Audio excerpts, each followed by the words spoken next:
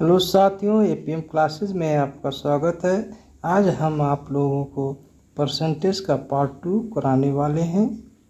ये रहा पहला प्रश्न।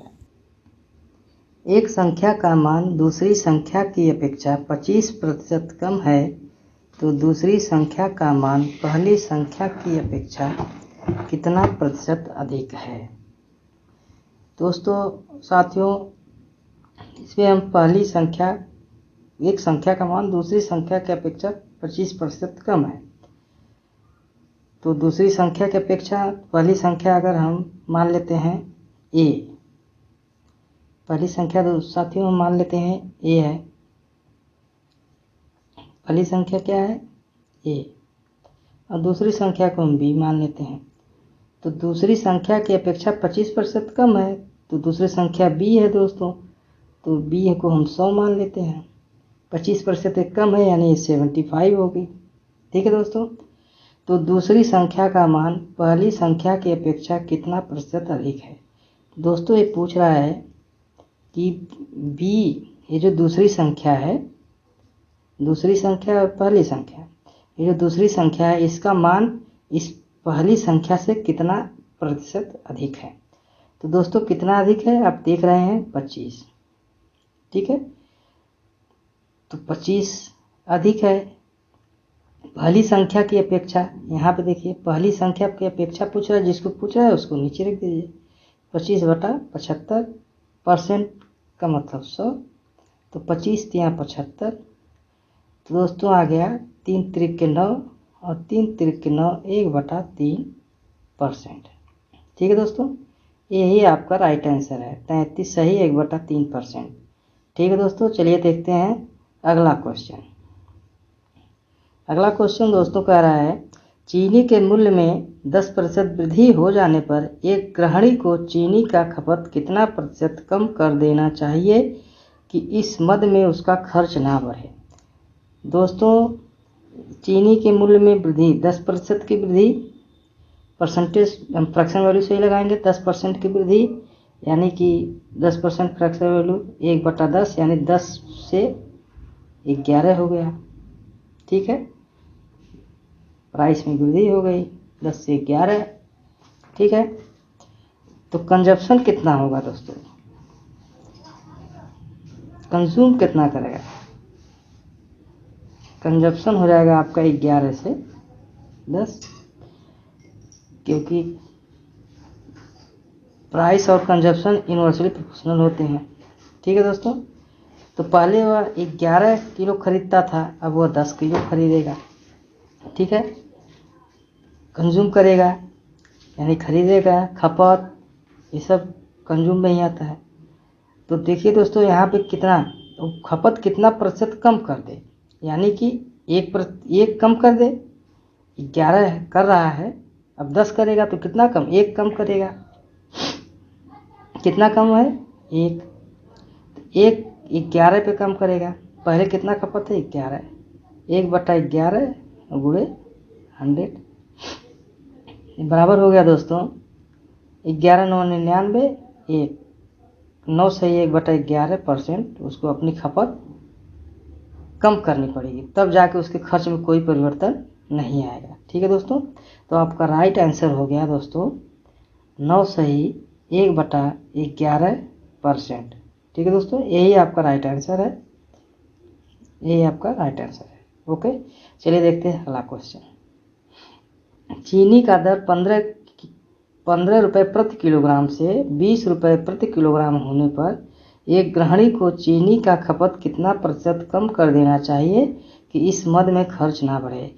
सेम पिछला क्वेश्चन है दोस्तों, सेम पिछला क्वेश्चन है।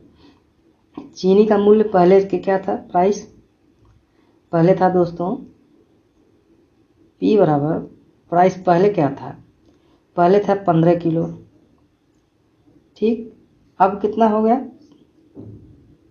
अब जो हो गया 20 रुपये प्रति किलो। ठीक, तो पहले कंज्यूम कितना करता था, पहले उसका खपत कितना था, तो प्राइस का उल्टा, पहले 20 करता था, तो जब अब मूल्य बढ़ गया तो कम करेगा यानी 15 करेगा, 20 से 15 हो गया।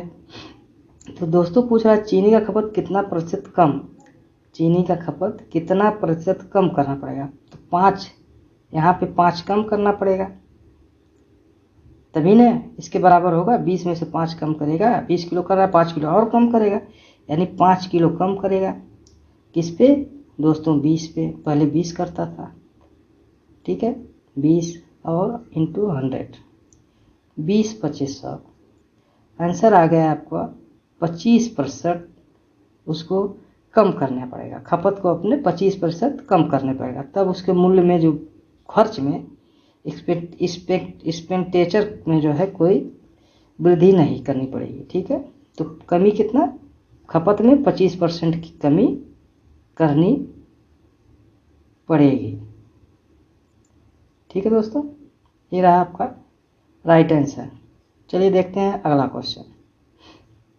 अगला क्वेश्चन दोस्तों बोल रहा है, एक आयत की लंबाई में 25% की वृद्धि तथा चौड़ाई में 25% की कमी कर देने पर क्षेत्रफल में क्या परिवर्तन होगा? दोस्तों क्षेत्रफल, एरिया A1, एरिया A2, ठीक है। तो लंबाई और चौड़ाई, लंबाई L1 और L2 और चौड़ाई आपका B1 और B2। लंबाई आपकी वृद्धि हो गई 25 का फ्रैक्शन वैल्यू कितना होता है दोस्तों?